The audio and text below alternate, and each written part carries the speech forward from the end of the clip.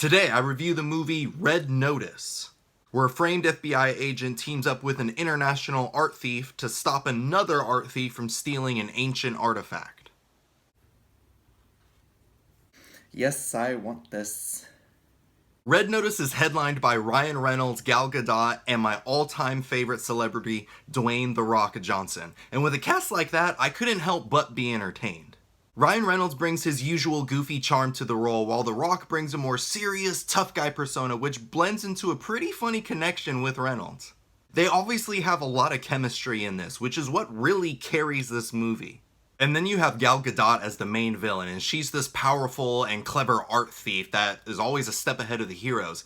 And I've never seen Gal Gadot in a villainous role before, so it caught me off guard at first. I was like, what? Wonder Woman's a bad guy? But she managed to pull it off.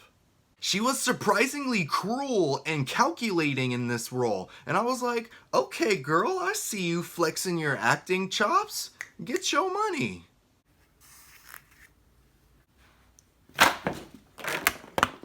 Before I get into the cons, let me remind you that The Rock is my all-time favorite celebrity, and no matter how bad a movie is, it is never his fault. I'm sorry, that's just the rule. Anyway, one thing that bugged me about Red Notice was the weak humor, mainly from Ryan Reynolds. Now don't get me wrong, I like Ryan Reynolds, I do think he's funny, but I feel like movies have been overusing his humor. You know how all the characters he plays as just talk and talk and talk and talk, and it's always silly things that he's saying? Like, I'm all for it, but in this movie, it is non-stop. 99% of his lines are some kind of a joke, and for the first 10 minutes of the movie, I enjoyed it. But the next hour and 50 minutes, I was getting tired of it. Like, I need a break from the humor sometimes.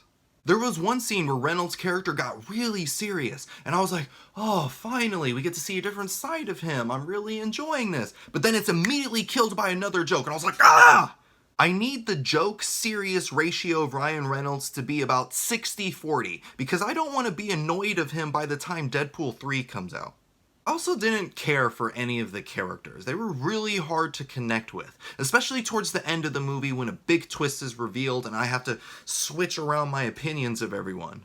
And that ruined the plot twist for me because when it was revealed, I just couldn't care.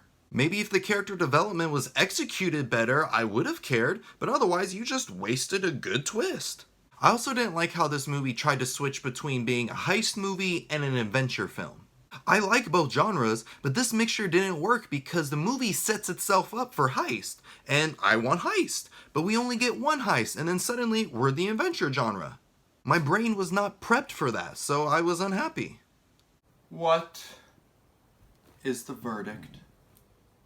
I can see this movie being fun for some people, but for me, I couldn't feel anything for it. I didn't connect with the story or the characters or anything, so I was basically just staring at a screen. These types of movies are always hard for me to review because it's not an awful movie. There's nothing I can point at and be like, I hated it, that was disgusting. But I just didn't get any satisfaction from watching it. Red Notice is like one-ply toilet paper. It's soft. Thanks for watching. Click right here to watch more reviews. And to see new reviews, click right here to subscribe to my channel so you don't miss anything.